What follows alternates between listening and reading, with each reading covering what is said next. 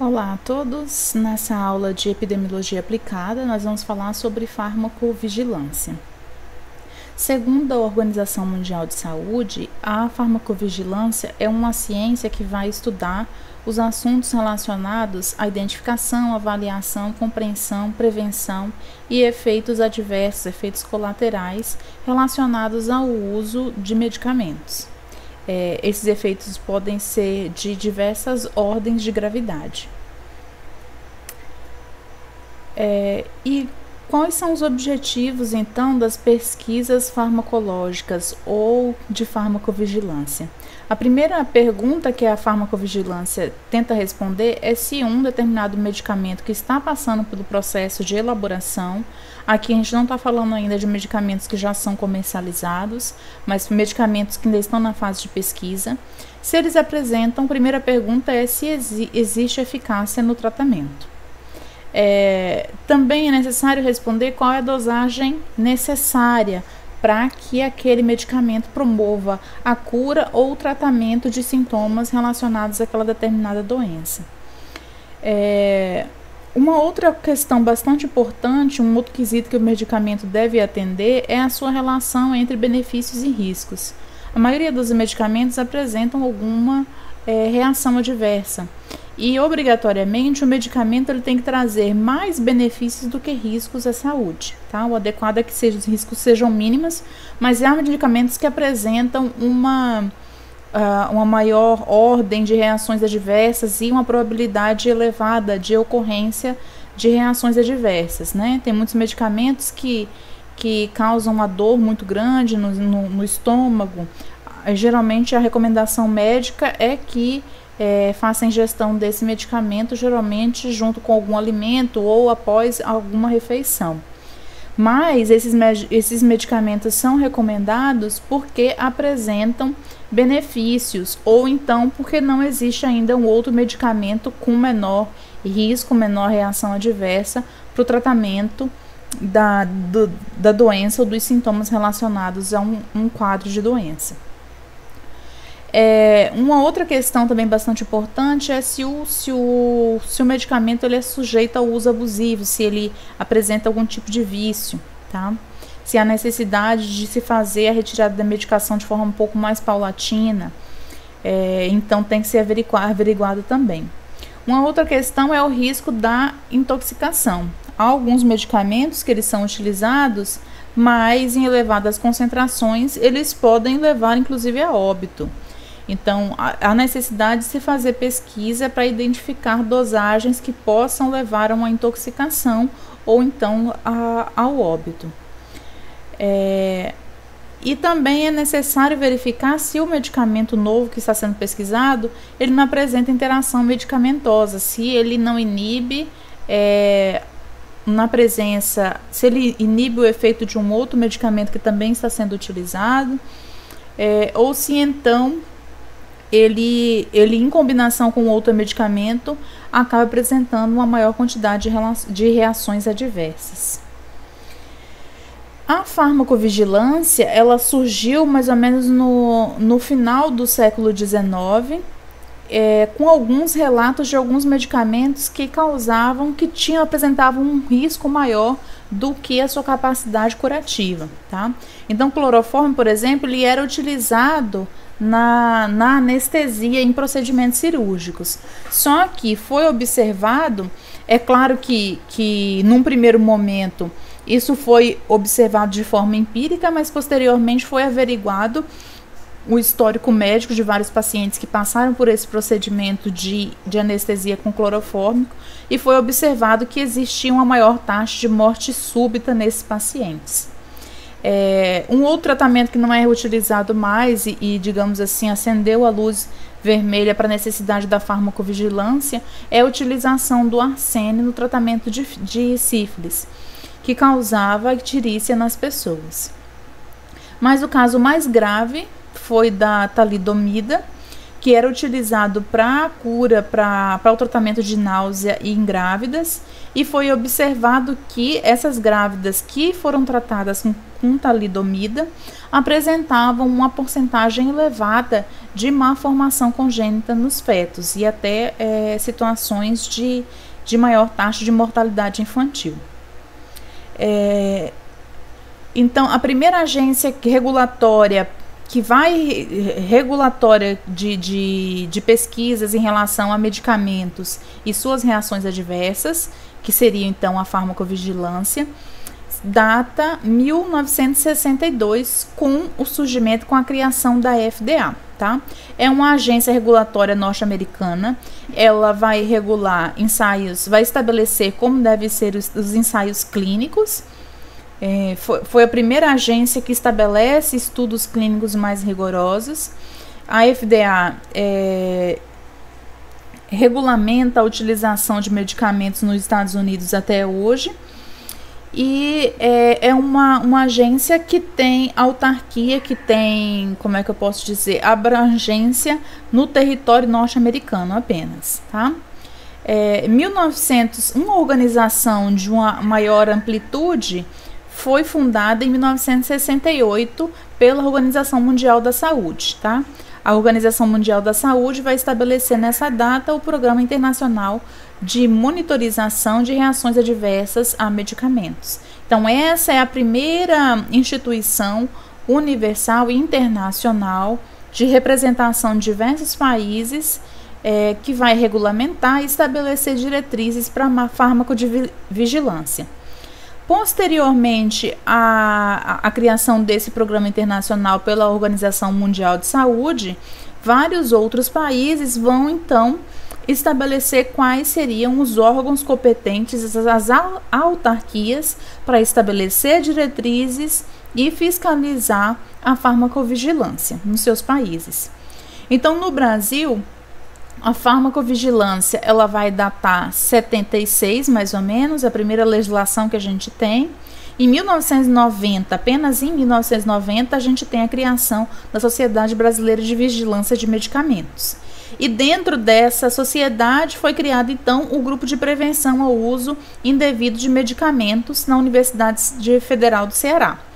Além disso, nós temos também a fundação em 1998 do Centro de Vigilância Sanitária para o estado de São Paulo. Só que esses dois grupos, tanto aqui o Grupo de Prevenção de Uso Indevido como o Centro de Vigilância Sanitária de São Paulo, eram autarquias estaduais, ok? Somente então na década de 90, com a Política Nacional de Medicamentos, a criação então da Agência Nacional de Vigilância Sanitária, a Anvisa. Então, a nossa autarquia nacional, a qual todos os medicamentos devem se reportar, então a Anvisa, que vai ser fundada no final da década de 90. Atualmente, os medicamentos, a farmacovigilância, a Anvisa, ela estabelece normatização para diversos produtos comercializados no Brasil, e essa parte de farmacovigilância, de autorização de medicamento, pesquisas e monitoramento depois de reações adversas, atualmente é realizada pelo Centro Nacional de Monitorização de Medicamentos. É uma autarquia que está subjugada à Anvisa, tá? A Anvisa seria a maior autarquia nacional, e dentro da Anvisa a gente tem a CNMM, que vai regulamentar a comercialização, dosagem e as reações adversas. Essencialmente, gente, a farmacologia existe para estabelecer todas aquelas informações que vêm numa bula de um medicamento, né? Lá na bula do medicamento não está o nome do princípio ativo, forma que ele atua, quais doenças ele atua, qual é a dosagem, quais são as reações adversas, quais são as interações medicamentosas. Todas aquelas informações que estão na bula são oriundas de trabalhos de farmacovigilância. Então, no Brasil, a gente tem a lei federal, a primeira lei federal datando 76, depois a gente teve uma atualização em 99, a resolução do Conselho Nacional de Saúde número 3, publicada em 89, E há também a portaria do Ministério de Saúde, datada 98.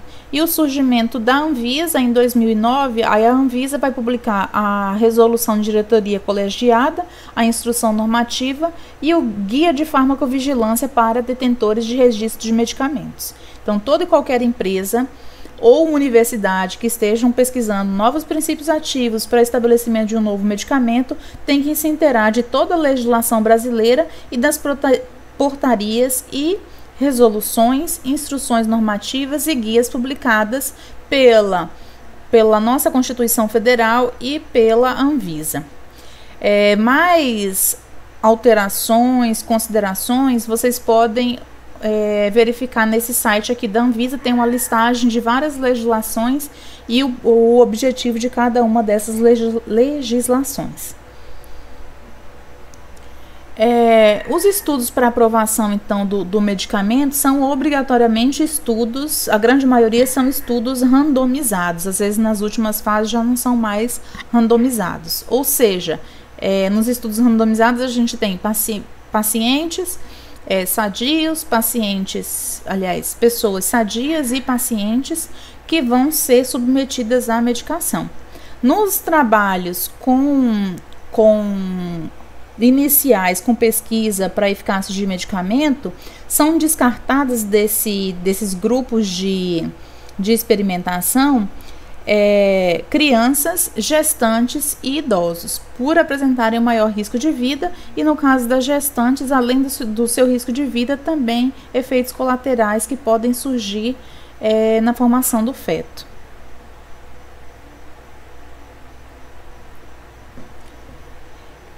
Em relação então às fases de pesquisa para estabelecimento do medicamento, há uma fase pré-clínica de obtenção do medicamento e a testagem do medicamento em animais, então essa seria a fase pré-clínica. E existem então as fases clínicas, que já seriam as testagens em humanos. Então, na primeira fase, geralmente é utilizado um grupo muito pequeno de pessoas, de 20 a 100 pessoas. Não são utilizadas pessoas que apresentam qualquer tipo de doença, são pessoas completamente sadias. E nessa fase são estabelecidos vias de administração, dosagens para verificação de qual dosagem vai causar uma maior quantidade de reação adversa para levar à próxima fase do estudo, e também interação medicamentosa. Na segunda fase já são utilizadas uma quantidade maior, de 100 a 300 pacientes, aí já vai ser utilizada com pessoas que apresentam a doença a qual o medicamento está sendo testado. E nessa fase são testadas as doses, várias doses, para estabelecer qual a dose é eficaz, se é eficaz ou não o medicamento, e qual o procedimento que deve ser utilizado, em quantas horas deve ser utilizado o medicamento. E podem ser testadas não só uma, mas várias doenças-alvo. Na fase 3, já é uma fase em que utiliza uma quantidade muito maior Na fase 2 é comum utilizar no teste mais de um tipo de medicamento, e os melhores medicamentos vão para a fase 3. Na fase 3 são utilizadas já uma amostragem maior, de 5 a 10 mil pacientes, e é estabelecido então um teste de segurança. Como a amostragem nessa primeira fase, na fase 2, é com um número muito reduzido, o adequado, principalmente para poder colocar aquelas porcentagens que apresentam na bula, 10% apresenta dor de cabeça, menos de 1% apresentava náusea, raramente foi reportado isso e aquilo. Então, aquelas porcentagens que depois são apresentadas na bula não podem ser estabelecidas com base numa população tão pequena, de 100 a 300 pacientes. Então, geralmente, utilizados nessa terceira fase uma quantidade maior de pacientes, e estabelece, então, a segurança do medicamento, se ele não causa nenhum risco a óbito, se ele é de fato eficaz, trabalhando com a amostragem maior. E nessa fase é utilizado o placebo, e a comparação com outras drogas se já tiver alguma droga recomendada para aquela determinada enfermidade, tá? Lembrando que o placebo é o quê? Pode ser água, pode ser uma água com açúcar, algo que o organismo vai metabolizar e não vai ter efeito nenhum no organismo do paciente. Então, metade dos pacientes vão receber o medicamento, metade dos pacientes vão receber o placebo, que geralmente é a ausência do medicamento, tá? E, como eu falei para vocês, se existem outros medicamentos que já são prescritos para aquela doença, no caso de tentar se buscar um medicamento mais eficaz, eles devem também entrar nessa fase aqui de teste. Aqui na fase 3, o medicamento apresentando segurança, eficácia. Aqui também é investigada a interação com outras drogas, se o medicamento ele diminui a eficácia ou aumenta as reações adversas na presença de um outro medicamento para uma outra, para o tratamento de outras doenças. Aqui, ele sendo aprovado na terceira fase, ele já pode ser comercializado, tá? Então, aqui na terceira fase, o medicamento já recebe a autorização da Anvisa e passa a ser comercializado. Depois que ele é comercializado, o trabalho de farmacovigilância não cessa, tá? Então, depois que ele é aprovado, são monitorados alguns pacientes para tentar identificar alguma reação adversa que não foi identificada nas fases 1, 2 e 3. E também os efeitos colaterais a longo prazo. Então, geralmente, por exemplo, efeitos colaterais, medicamentos que são para o tratamento de sintomas de doenças crônicas, que são utilizados por longo período de tempo, é inviável na fase 3 você fazer uma pesquisa de um medicamento por 5, 6, 10 anos. Então, essas reações adversas que podem surgir com o uso prolongado do medicamento só vão ser realizadas na fase 4, depois que o medicamento está sendo comercializado, tá? Lembrando que aqui eu já não tenho mais placebo. Na fase 4 eu vou amostrar algumas pessoas que estão fazendo a utilização do medicamento e verificar se há a presença de algum risco adicional, mais alguma interação medicamentosa que não foi verificada anteriormente, tá? Lembrando que nem todas as drogas são passíveis, geralmente aqui na fase 3, essa interação medicamentosa, ela é verificada em função dos medicamentos que são mais comumente utilizados, tá?